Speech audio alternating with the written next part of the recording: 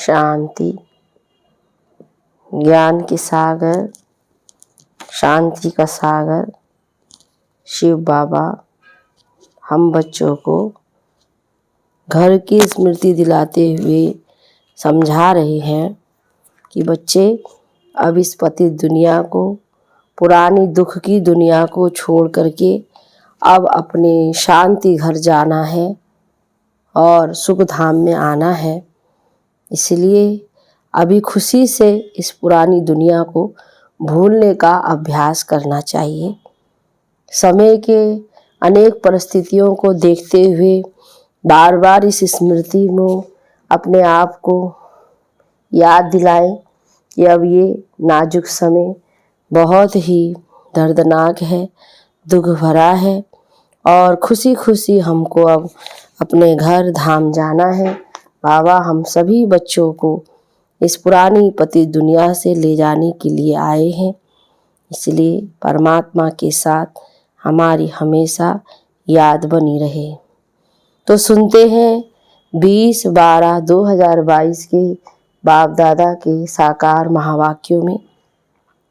बाबा बोले, मीठे बच्चे, तुम्हें खुशी होनी चाहिए कि हम अभी यह दुनिया ये सब कुछ छोड़ अपने घर शांति धाम जाएंगे, फिर सुख धाम में आएंगे।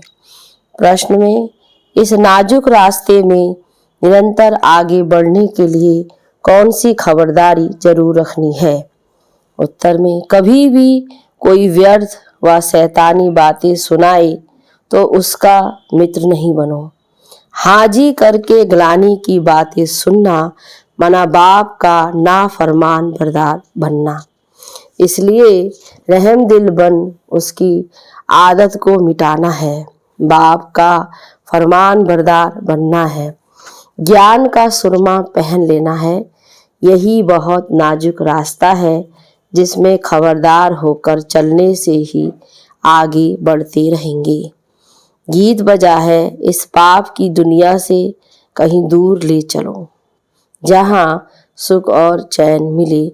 ऐसे हमने गीतों के माध्यम से भगवान को भक्ति मार्ग में बहुत स्तुति गाया, गीत गाया। वो अभी परमात्मा हम बच्चों को फिर से लेने के लिए आए हैं। ओम शांति। मीठे बच्चे, अब तुम समझदार बने हो और फील करते हो कि पहले हम कितने बेसमझ थे। यह भी समझ में नहीं आता था कि यह पतित दुनिया है और इसी भारत में जब देवी देवताओं का राज्य था तो पावन सुखी थे, उसमें कोई दुख की बात नहीं थी। परंतु यह भी निश्चय नहीं होता था कि स्वर्ग में सदैव सुख होगा।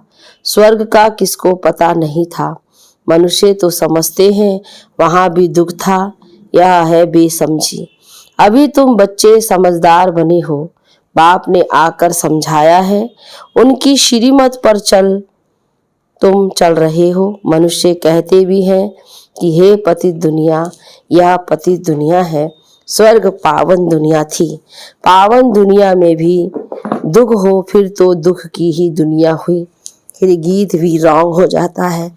कहते हैं, हे बाबा ऐसी जगह ले चलो जहाँ आराम सुख चैन हो।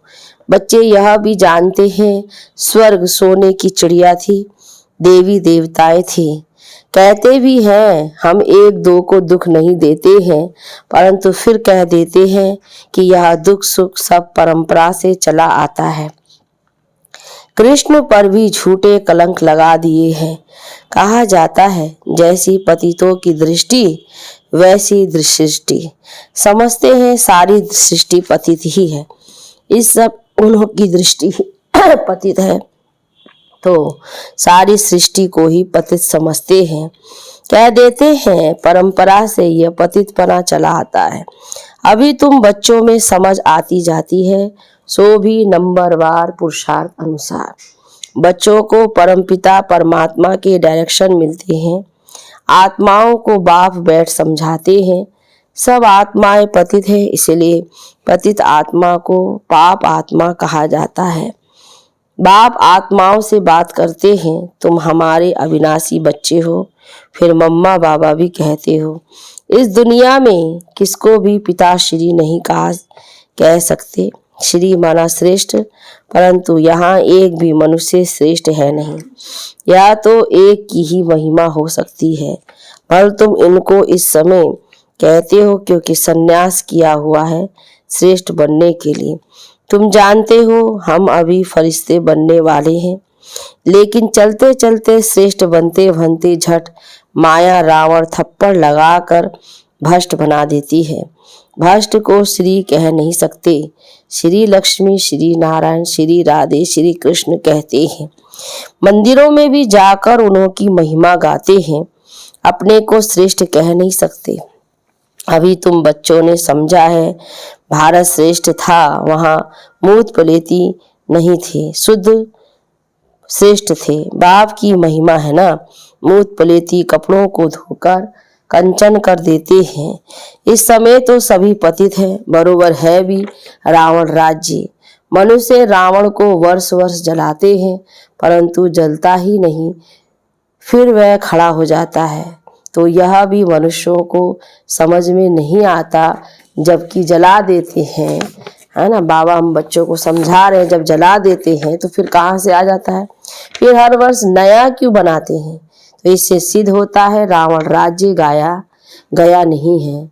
स्वर्ग में जब राम राज्य होता है तब वहां रावण की एफिजी निकालेंगे नहीं। कहते हैं रावण को जलाया फिर लंका को लूटा। रावण की लंका सोनी बताते हैं, परंतु ऐसा है नहीं। यह तो सारी दुनिया लंका है, यह आइलैंड है ना, सारे वर्ल्ड पर रावण का राज्य है। यह भी तुम बच्चे समझते हो। कॉलेज में कोई बेसमझ जाकर बैठे तो क्या समझ सकेंगे, कुछ भी नहीं, वेस्ट ऑफ टाइम करेंगे। यह ईश्वरीय कॉलेज है, इनमें नया आदमी कोई समझ नहीं सकेंगे, इसलिए 7 रोज क्वारंटाइन में बिठाना पड़े भट्टी में, जब तक लायक बने। फिर भी अच्छा आदमी रिलीजियस माइंडेड है तो उनसे पूछना है, परम पिता परमात्मा तुम्हारा क्या लगता है। वह है आत्माओं का पिता और प्रजापिता भी तो बाप है। यह पॉइंट बड़ी अच्छी है, परंतु बच्चे इस पर इतना हर्षित नहीं होते हैं। बाप कहते हैं तुमको नई नई पॉइंट सुनाता हूँ जिससे तुमको नशा चढ़े, किसको समझाने की युक्ति आए। तुम फार्म भरा कर पूछ सकते हो कि परम पिता परमात्मा से तुम्हारा क्या संबंध है। कहेगा परम पिता तो पिता हुआ ना, फिर उस समय सर्वव्यापी का ज्ञान ही उड़ जाएगा। तुम जब प्रश्न पूछेंगे तो कहेंगे वह तो बाप है, हम सब बच्चे हैं। इतना मान ले तो लिखा लेना चाहिए, प्रजापिता के भी बच्चे ठहरे। वह शिव हो गया दादा और वह बाबा। शिव बाबा स्वर्ग की स्थापना करने वाला है तो जरूर उनसे ही वर्षा मिलेगा। बहुत सहज से सहज बातें निकालनी पड़ती है।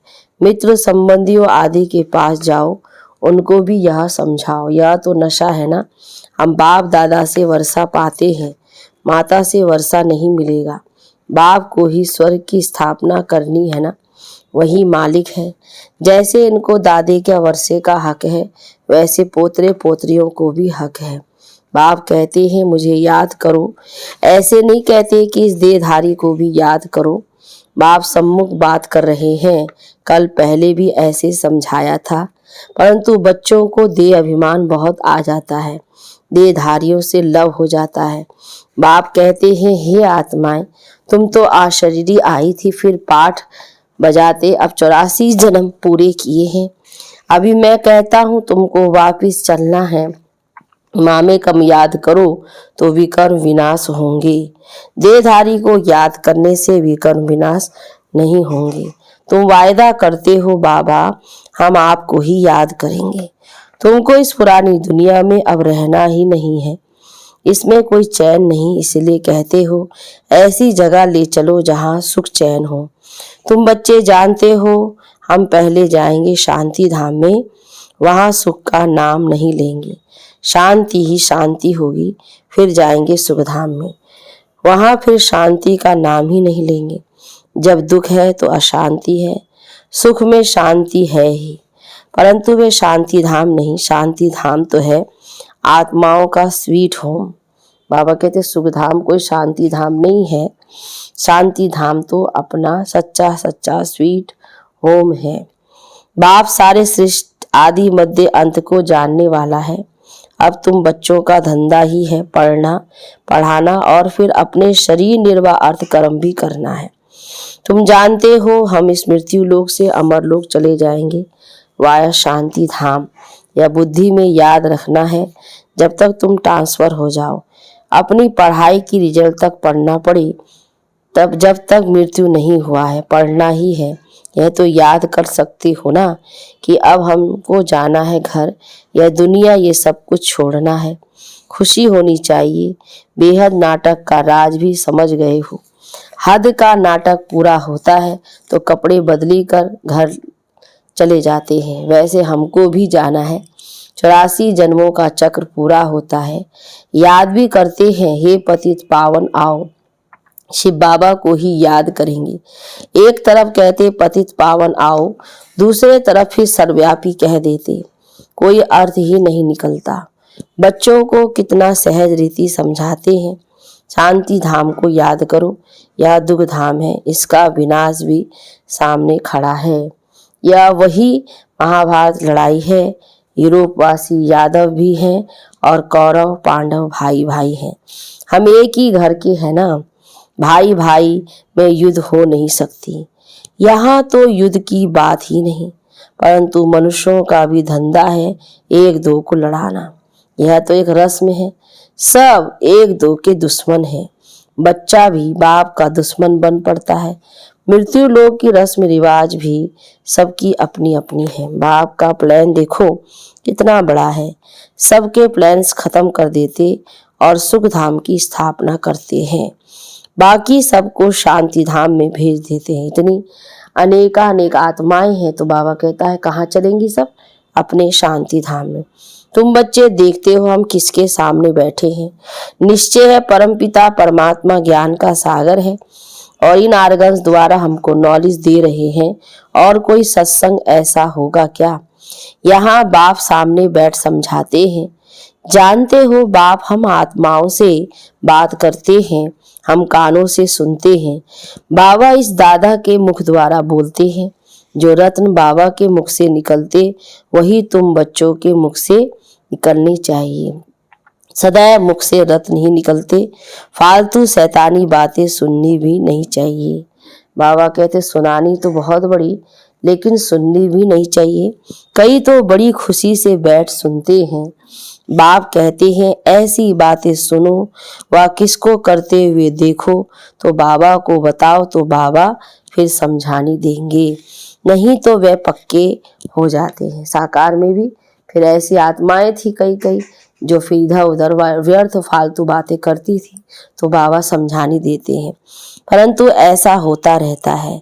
बाबा को सुनाते नहीं है कि बाबा ये फालतू बातें सुनाते हैं, इनको मना की जाए तो आदत मिट जाए। बाप फिर सभा में समझाएंगे, परंतु ऐसे के लिए मित्र बन जाते हैं। माया अच्छे अच्छे बच्चों की बुद्धि भी पत्थर बना देती है। बाप के फरमान बरदार बच्चे बनते ही नहीं हैं। बड़ा नाजुक रास्ता है, इसमें बड़ी खबरदारी रखनी चाहिए। रहम दिल बन किसमें आदत है तो मिटानी चाहिए। हाजी करके सुनना नहीं चाहिए। बाबा जो सुखधाम का मालिक बनाते हैं, ऐसे बाबा की गिलानी तो हम कभी नहीं सुनेंगे। हमको तो शिव बाबा से वर्षा लेना है और बातों से क्या ताल्लुक। कोई सुने ना सुने, हम तो ज्ञान का सुरमा पहन ले। कोई ज्ञान अंजन पाते हैं, कोई तो फिर धूल अंजन पाते हैं। इससे ज्ञान का तीसरा नेत्र खुलता ही नहीं है। बाबा इतना जो सहज कर समझाते हैं, जो कैसा भी रोगी अंधा लंगड़ा हो वह भी समझ जाए। तो अल्प और बे दो अक्षर है। बाप समझाते हैं बच्चे मित्र संबंधियों आदि से भी दोस्ती रखो, बहुत मीठा बनो। तुम्हारा काम ही है बाप का परिचय देना। भले दुश्मन हो तो भी मित्रता रखनी है, बहुत मीठा बनना है। बाप कहते हैं तुमने आसुरी मत पर मुझे कितनी ग्लानि दी है, गाली दी है, मेरा अपकार किया है, फिर भी तो मैं तुम पर कितना उपकार करता हूँ। ईश्वर का अपकार होना भी ड्रामा में नूंद है। तब तो कहते हैं यदा यदा ही धर्मस्य, आया भी भारत में है, समझा भी रहे हैं। बच्चों को हर एक बात अच्छी रीति समझनी है। किसकी तकदीर में नहीं है तो फिर वही आसुरी धंधा करते रहेंगे। यहाँ से बाहर गए और इन बातों को भूल जाएंगे। निंदा करते करते यह हाल हो गया है। अब यह निंदा करना तो छोड़ दो। तुम्हारा नाम तो लिखा हुआ है प्रजापिता ब्रह्मा कुमार कुमारियां। समझ जाएंगे शिव के पोतरे पोतरियां ठहरे तो जरूर स्वर्ग का वर्षा मिलता होगा। भारत को वर्षा था, अब नहीं है, फिर अब मिलता है। सतयुग में सिर्फ सूर्यवंशी ही थे। अब तुम बाप को याद करो तो विकर्ण विनाश होंगे और वहां पहुंच जाएंगे। कितना अच्छी रीति समझाते हैं। तुम बच्चों को भी सर्विस करनी है, परंतु पहले अपनी वृत्ति भी अच्छी चाहिए। सिर्फ पंडित नहीं बनना है। पक्के योगी राज ऋषि होंगे तो दूसरों को तीर लगेगा। खुद में ही कोई कमी होगी तो दूसरे को बोल नहीं सकेंगी। लज्जा आती रहेगी, अपना पाप अंदर फिर खाता रहेगा। बाबा बच्चों को संपूर्ण पवित्र बनाने के लिए, कोई भी बच्चों के अंदर कोई कमी ना रहे, तो बाबा हम बच्चों को कितने प्यार से, दुलार से और समझाते हैं। तो ऐसे बाबा का कितना ना शुक्रिया करना चाहिए। हर बात के लिए बाबा समझाते बहुत अच्छा है। कल पहले भी ऐसे ही समझाया था। देवी देवता धर्म तो जरूर स्थापन होगा, कोई पढ़े ना पढ़े, फिर भी बाप कहते हैं कुछ समझदार बनो। इस कमाई और उस कमाई को बुद्धि में रखो। सच्ची कमाई बाप ही कराते हैं। बाप और स्वर्ग को याद करना या भूलो मत। सिमरन करते करते अंतमति सो गति हो जाएगी। सवेरे उठ बाप की याद में बैठो। अगर सुस्ती आती है तो समझा जाता तकदीर में नहीं है। ऐसी प्रैक्टिस करनी है जो अंत में देह भी याद ना पड़े हम आत्मा है। बाबा कहता आत्मा का पाठ पक्का पढ़ लो। अच्छा मीठे मीठे सिकिला दे बच्चों प्रति माता पिता बाप दादा का याद प्यार और गुड मॉर्निंग। रूहानी बाप की रूहानी बच्चों को नमस्ते। रूहानी बच्चों की रूहानी बाप दादा को गुड मॉर्निंग। नमस्ते बाबा नमस्ते। धारणा के लिए मुख्य सार। पहली पॉइंट, अपनी वृत्ति को शुद्ध रख, दुश्मन को भी मित्र बनाना है। अपकारी पर भी उपकार कर, बाप का सच्चा परिचय देना है। दूसरी पॉइंट में, जो रत्न बाबा के मुख से निकलते हैं वही रत्न निकालने हैं। कोई भी व्यर्थ बातें न सुननी है न सुनानी है। वरदान में, संगम युग के समय का महत्व जान, परमात्मा दुआओं से झोली भरने वाले, माया जीत भव। विस्तार, संगम युग का 1 सेकंड और युगों के 1 वर्ष से भी ज्यादा है। इस समय 1 सेकंड भी गवाया तो सेकंड नहीं, लेकिन बहुत कुछ गवाया। इतना महत्व सदा याद रहे तो हर सेकंड परमात्मा दुआएं प्राप्त करते रहेंगे। और जिसकी झोली परमात्मा दुआओं से सदा भरपूर है उसके पास कभी माया आ नहीं सकती, दूर से ही भाग जाएगी। तो समय को बचाना यही तीव्र पुरुषार्थ है। तीव्र पुरुषार्थी अर्थात सदा माया जीत। स्लोगन में, जो आज्ञाकारी हैं वही बाप की व परिवार की दुआओं के पात्र हैं। अच्छा, ओम शांति, ओम शांति, ओम शांति।